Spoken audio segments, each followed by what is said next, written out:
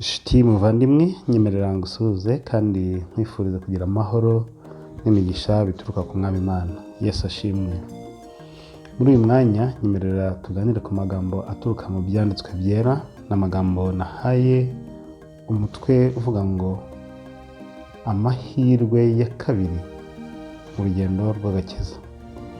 Iki cyigisho kirashingira kuri Bibiliya, mu mateka dusanga mu gitabo cya Mariko igice ni cya 8. Turasoma duhereye ku murongo wa 22 kugera ku murongo wa 26.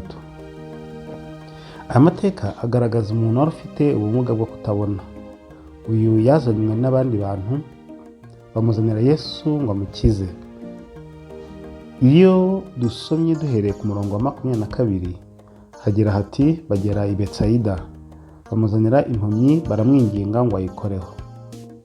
Iyi mpumyi nubwo atariyo yaje kwishakira Yesu ngo imusabe gukira, ikigaragara nuko yabwiwe ibya Yesu, yemera ko bamujyana bakamumushyira ngo amukize. Burya abantu benshi ni uko baza mu mibereho y'agakiza. Nawe nteze amatwi, birashoboka yuko byaba byarakubayeho cyangwa se byarabaye ku muntu uzi. Aho rwose kujya aho umuntu yabonera agakiza muri Kristo Yesu, usanga byaratangiye ari igikorwa cy'abafitiye impuhwe uwo ugomba gukizwa, atari imbaraga n'ubushake by'ukeneye gukizwa. Cyangwa se nawe ushobora kuba warakiriye agakiza nibyo, ariko hari umuntu runaka wakuraritse cyangwa se wifuje kugusangiza ibyiza byo kwakira agakiza. Ndashima Imana ko niyo byaba bitakurimo, niyo byaba bitari mu muntu kwakira agakiza, ishobora gukoresha inzira nyinshi zitandukanye, ishobora gukoresha abantu benshi batandukanye kugira ngo iby'agakiza bibashe gusohora ku muntu, kuko Imana ikunda abantu bose yaremye kandi yifuza ko bakizwa. Umurongo ukurikira muri iri somo turimo dusoma, Bibiliya ivuga ibindi bintu bikomeye ahangaha. Dukomereje ku murongo wa 23 w'iki gice cya 8, Bibiliya iravuga ngo ayifata ukuboko ayisohokana mu kirorero, acira amacandwe mu maso yayo, ayirambikaho ibiganza, arayibaza ati hari icyo ureba? Iyi mpumyi kugira ngo Yesu ayikize byabaye ngombwa kuyikura mu kirorero yari irimo.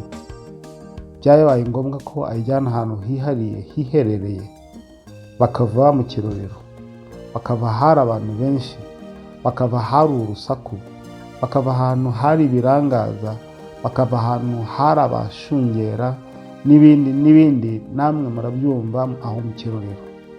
Ubundi Yesu amujyana ahantu hiherereye, ariho yaragiye kumukiriza indwara ye. Muvandimwe, hari ubwo biba ngombwa ko umuntu kugira ngo yakire gukira kwe, yakire agakiza muri we, agomba kuva mu kirorero arimo. Buri wese ashobora kugira ikirorero yibereyemo. Ahari nawe unteze amatwi, birashoboka ko waba uhugiranye mu by'imibereho yawe ya buri munsi, akazi kawe se ka buri munsi, ubucuruzi bwawe, imyanya y'icyubahiro, ibibazo runaka wahura nabyo, ingorane n'amakuba n'ibindi bintu byose bishobora kuba byatuma ibitekerezo byawe bihugirana, bityo bigatuma umurimo Imana ikeneye gukorera umutima wawe udakorwa ngo ukorwe neza. Ibyo byose byakubera nk'ikirorero rwose, bityo Yesu kugira ngo agukize yakenera kubanza ko usohoka muri icyo kirorero kugira ngo ubone gukira.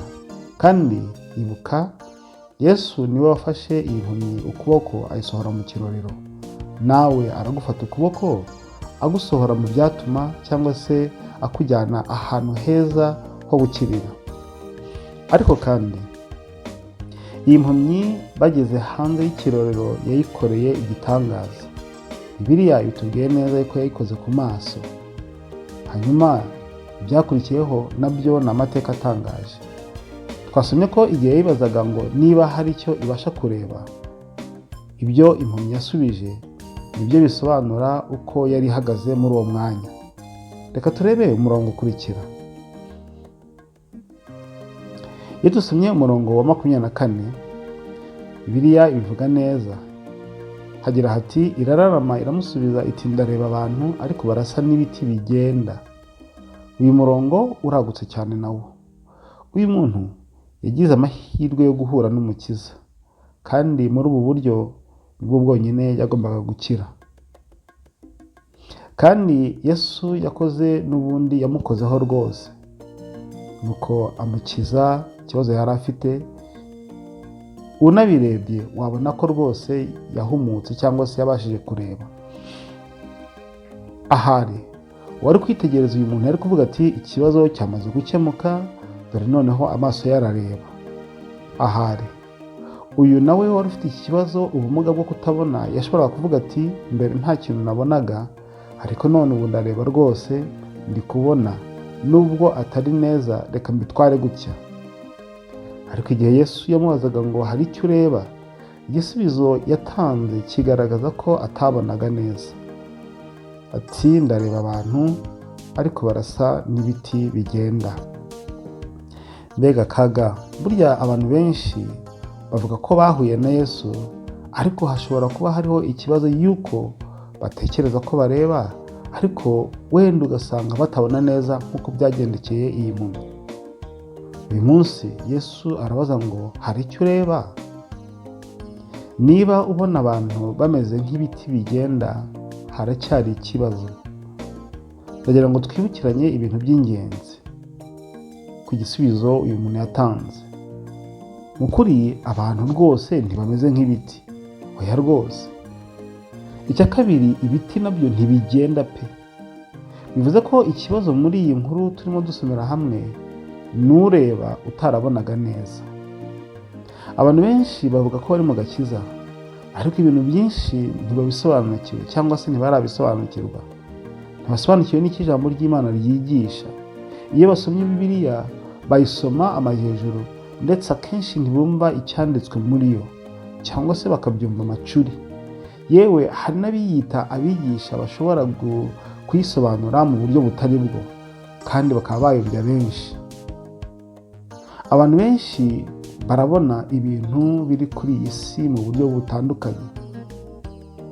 Iyi si yuzuyeho ibyago, hari ibyorezo, hari ibiza, hari n'amakuba, ariko abantu ntibasobanukiwe n'impamvu nyamukuru y'ibiri kubaho muri kino gihe. Kandi byinshi usanga Bibiliya yarabivuze, yarabigarutseho, ariko ntabwo abantu babisobanukiwe kandi basoma iyo Bibiliya. Ibi ni ikibazo cyo kutabona neza. Nk'uko iyi mpumyi byayigendekeye, nicyo gikwiriye abitwa abakristo batabona neza.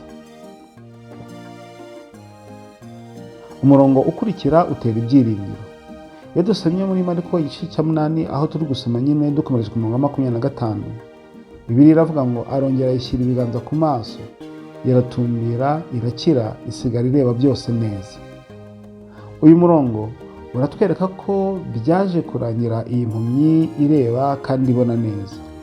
Niki cyabaye? Yesu yongeye kwirambikaho ibiganza, irakira. Haleluya!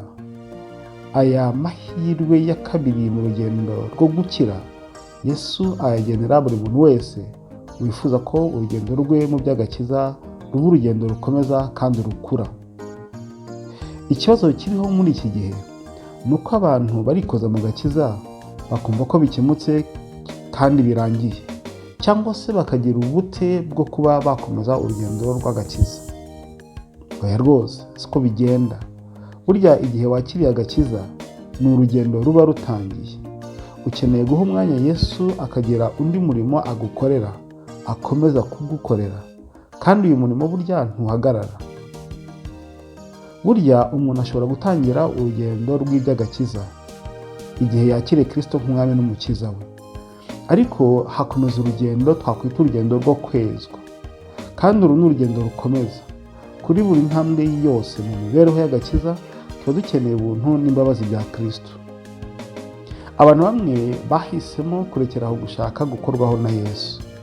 Baravuga bati nta kibazo, sinarebaga none ubu ndabona, hari ibyo ntakoraga mbona nararetse, nubwo naba ntabona neza cyangwa ntahagaze neza mu by'agakiza, reka nzakomereze ahangaha cyangwa se nzagumye kumera gutya.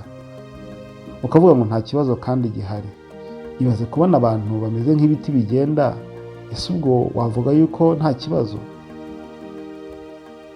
Ese ubundi niba umuntu abona abantu bameze nk'ibiti bigenda, ubwo ibiti byo yabona bimeze nk'iki? Ntabwo Yesu yifuza ko ubona ibintu mu buryo butari bwo. Ni gute ibindi bintu ubasha kubisobanukirwa? Ahari birashoboka ko waba uri umuyobozi mu kazi kandi ibintu ukaba ubikora neza, akazi kawe ukaba ugakora neza. Ahari uri umucuruzi kabuhariwe, ubucuruzi bwawe bugenda neza rwose. Ahari uri umukozi w'intangarugero mu kigo runaka ukoreramo. Ahari uri umuhinzi mworozi w'icyitegererezo. Ahari uri umunyeshuri utsinda neza amasomo mu ishuri, cyangwa se uri umwarimu cyangwa umwigisha ukundwa. Ni gute se byagera ku by'agakiza akaba ariho ubona ibintu bitameze neza? Ukeneye kongera gukorwaho na Yesu niba uvuga ko wamwakiriye. Ukeneye ko akomeza kugukuza muri urwo rugendo rw'agakiza. Ariko kandi niba utarahura na Yesu, Yesu arifuza kugusohora mu kirorero kugira ngo akore ku maso yawe. Ariko kandi nk'uko impumyi byayigendekeye igakira, hari icyo Yesu yayisabye. Reka dukomeze dusoma turebe imirongo ikurikira. Iyo dukomereje muri Mariko igice cya 8 nicyo turimo dusoma umurongo 26, Bibiliya iravuga ngo nuko aramubwira ngo atahe, ati nturushye winjira mu kirorero. Ubundi guhura na Yesu birema impinduka mu muntu ibasha gutuma ibyo wahoragamo, ibyagutwariraga umwanya cyangwa se ibyaguhangayikishaga igihe cyose bigatuma udasabana na Kristo, ntibiba bigifite umwanya muri wowe. Ariko inama duhabwa ni ukutabisubiramo. Ntidukwiriye gusubira muri icyo kirorero. Abantu benshi bajya mu gakiza ariko n'ibyo babagamo kera bakumva byakomeza. Icyo gihe nta mpinduka umuntu yakira muri we, ndetse bitukisha izina ry'Uwiteka. Ubu hari abantu bavuga ko bakijijwe, bararirimba, barabwiriza cyangwa se bakigisha ijambo ry'Imana. Bafite imirimo itandukanye babasha gukora mu cyo bita umurimo w'Imana. Bahora mu materaniro bavuga ko bari gusenga, ariko ugasanga rwose ibikorwa byabo ntaho bihuriye n'ibyo bavuga. Ugasanga ntibiteguye gukurikiza ubushake bw'Imana ibahishurira mu mibereho yabo. Ugasanga amategeko y'Imana ntiyitabwaho rwose, nk'uko tuyasoma mu Kuva igice cya 20 kugera kwa 17. Ugasanga imvugo yabo siyo ngiro rwose. None se nawe ni gute wasanga mu bakristo huzuyemo inzangano? Iyo witegereje usanga inzangano mu bantu ziriho: amashyari, kubeshya, ubujura, ubusambanyi, ubwicanyi n'ibindi bibi byinshi. Muri iki gihe bibasha kandi gukorwa n'abavuga yuko bakijijwe. Ibi Imana ibyanga urunuka rwose. Cyakora kuko Imana ari inyambabazi, ni umutunzi w'imbabazi, Imana igihe cyose yishimira kugira imbabazi, yishimira kubabarira. N'ubu Imana iba yiteguye kutugirira ibambe. Nk'uko dusoma mu rwa mbere rwa Yohana igice cya 2 umurongo wa 1 n'uwa 2, Bibiliya iravuga ngo bana banjye bato, mbandikiriye ibyo kugira ngo mudakora icyaha. Icyakora nihagira umuntu ukora icyaha, dufite umurengezi kuri Data wa twese, ari we Yesu Kristo ukiranuka. Uwo niwe mpongano y'ibyaha byacu, nyamara si ibyaha byacu gusa, ahubwo ni iby'abari mu isi bose. Igihe Yohana yandikaga aya magambo, yabwiraga abantu byumvikana ko bazi Kristo, bazi Yesu, byumvikana ko bakiriye agakiza, yego. Ariko kandi yagaragaje yuko birashoboka cyane yuko bashobora kugwa mu cyaha. Ariko abibutsa ikintu kimwe cy'ingenzi kandi gikomeye cyane, ko Kristo ari we mpongano y'ibyaha byacu, nyamara si ibyaha byacu gusa, ahubwo ni iby'abari mu isi bose. Iki ni ikimenyetso y'uko imbabazi za Kristo twese zitugeraho igihe cyose biba yiteguye kutubabarira kandi akaduha imbaraga zo gutsinda ibiturwanya. Uru rero ni urugendo rukomeza, ni urugendo rukura. Umuntu ashobora kumara igihe kinini yitwara nabi, ariko niba dusobanukiwe n'icyo Imana idukeneyeho nonaha, ni ingenzi cyane gufata icyemezo bigishoboka. Ni ingenzi cyane yuko umuntu asaba Imana ati kora ku mutima wanjye, ndifuza gukizwa nawe. Imana igihe cyose iba yiteguye kubikora. Dufite kandi amasezerano mu byanditswe byera ku bijyanye n'imibereho y'agakiza. Iyo dusomye muri Yeremiya igice cya 29 umurongo wa 11 kugera ku murongo wa 13, Bibiliya bivuga neza. Hagira hati, erega nzi ibyo nibwira nzabagirira, ni amahoro si ibibi, kugira ngo mbareme umutima w'ibyo muzabona hanyuma. Niko Uwiteka avuga. Kandi muzanyambaza, muzagenda munsenga, nanjye nzabumvira. Muzanshaka mumbone, nimunshakana umutima wanyu wose. Biragaragara yuko Imana yiteguye rwose kwakira umuntu wese uyishaka. Ariko iri somo harimo ibanga. Dukwiye gushakana Uwiteka umutima wacu wose, ntabwo ari iby'igice ngo twumve ku ruhande rumwe dukeneye agakiza, ariko ku rundi ruhande tukumva hari ibyo dushaka gukomeza kwiberamo. Ezekiyeli igice cya 33 umurongo wa 11 haravuga ngo, ubabwire uti, Umwami Uwiteka aravuga ati, ndirahiye sinezezwa no gupfa k'umunyabyaha, ahubwo nezezwa no k'umunyabyaha ahindukira akava mu nzira ye maze akabaho. Nimuhindukire, mugaruke muve mu nzira zanyu mbi. Kuki mwarinda gupfa mw'ab'inzu ya Isiraheli mwe? Aha bigaragara yuko Imana igihe cyose